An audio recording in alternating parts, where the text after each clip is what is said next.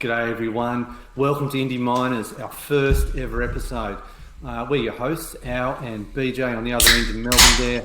We're going to have a deep dive into what is one of the most classic albums of all time, Pink Floyd's Animals. BJ, give us some history. Fantastic. Yeah, this one's an interesting one, Al. I think everyone knows Pink Floyd.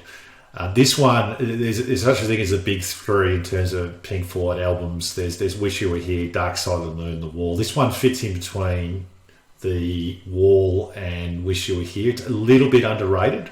It's a bit of a cult classic, but it's a very interesting album. It was about this time that Pink Floyd started to become a little bit more about the lyrics and less about the music, but the music is obviously top notch.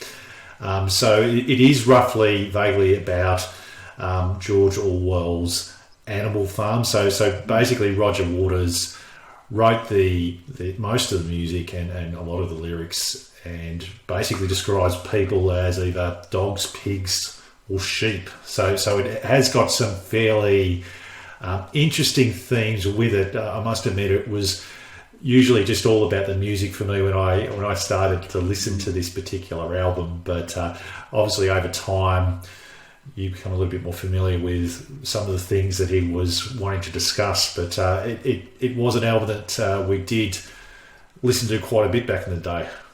Oh, absolutely, mate. And I guess I come at this album musically more than probably lyrically.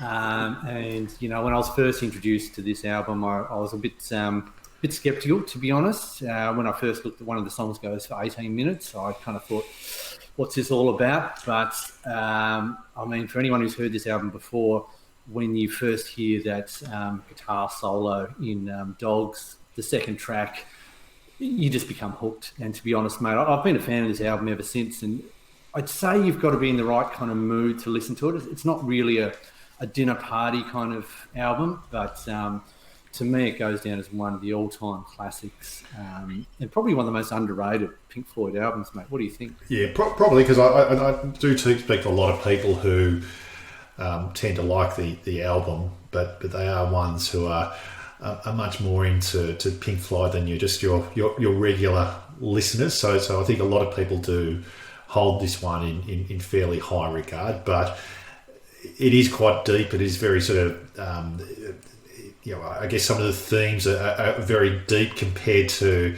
possibly their other albums. So hence it probably gets a little bit less visibility than other ones. That also, with 18-minute songs, that there was no single in the album as well. So it probably was one of those where people, remember The Wall, and they remember Wish You Were Here and Money from those albums, but there wasn't any sort of something similar. But I think it does, and it has stood the test of time, and I think I agree. It's probably one of their better albums, although that's saying something. They've got a lot of good albums in their canon. So I haven't listened to it for quite a while. We used to listen to it all the time. I'm really keen to see if it does still stack up after all of these years.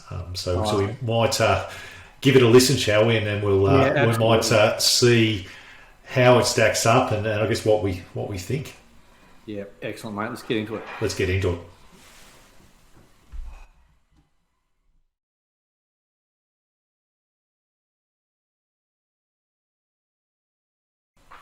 You're listening to Indieminers, and we've just listened to Animals by Pink Floyd, 1977 album.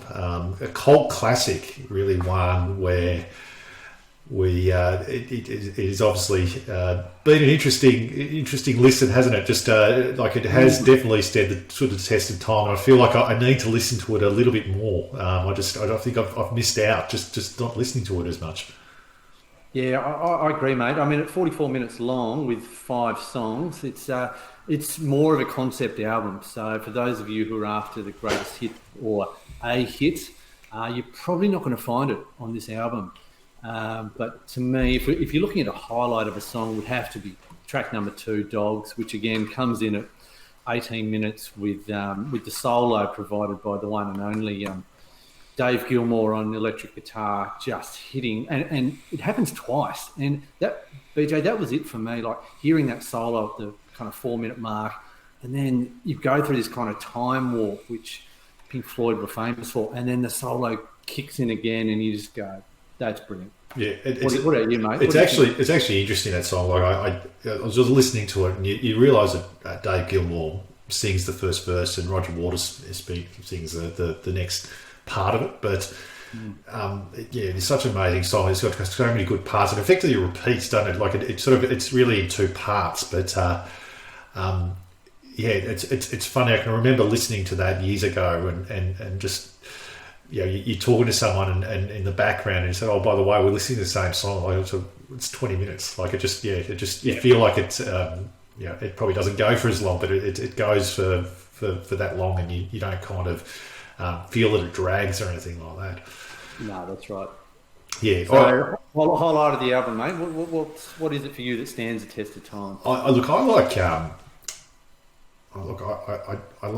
like dogs, and I like pigs in the middle. So the middle song.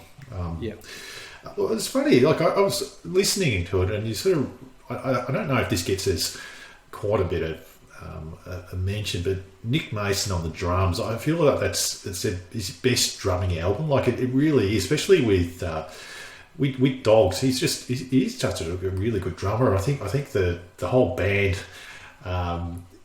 It fairly got much overshadows his brilliance at the drums, and I think that sort of the interesting story about him is that 10 years later they recorded Momentary Lapse of Reason. So Roger Waters had left the band by that stage, and he didn't actually record drums for a lot of that album, and I think he lost confidence. Okay. In terms of his drum technology, and you sort of think back and you think, well, how could that be? Because he was actually really, really good at it. He's obviously got it back now. He's doing his own thing, but that's certainly one thing. And I just sort of feel as if it's bookended by Pigs on the Wing, so that's a really, really good song, and it does remind me also that. Listening to those songs live are just extraordinary. I've seen Roger Waters and I've seen Dave Gilmour do real justice to the songs of Animals when recording live. So it would have been spectacular to watch it back in the day when they were playing.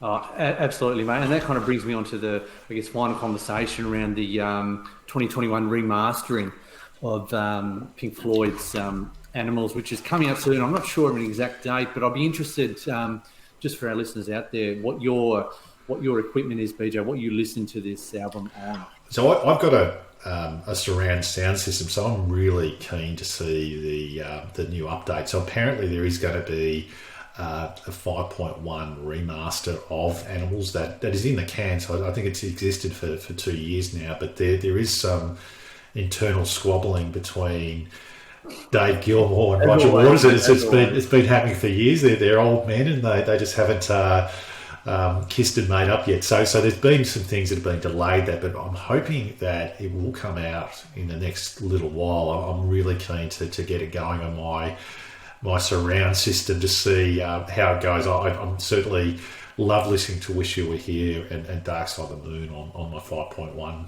system. It does take it to another place that I expected would happen with Animals as well. You can kind of see how they could do a surround sound version, absolutely. And I'll tell you what, I'd love to do a follow-up video, mate, on catching up on the difference between the 5.1 and the 2.0 CD. This was remastered back in 1994.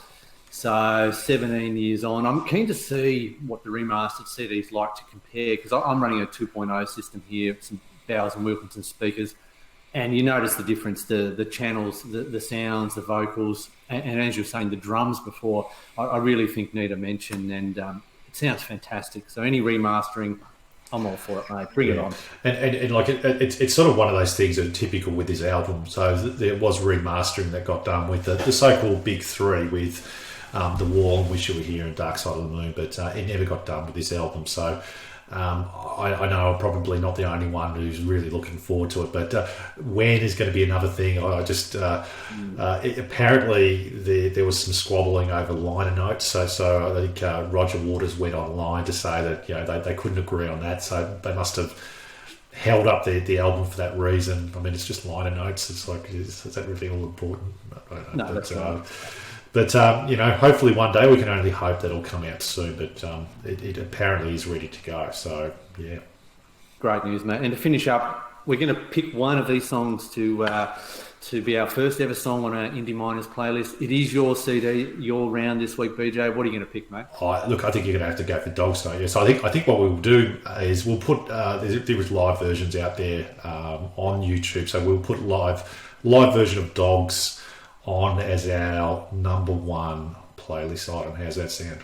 Fantastic, BJ. Thank you to all who's tuned in to listen today. Like, subscribe, have a couple of beers. Cheers, mate.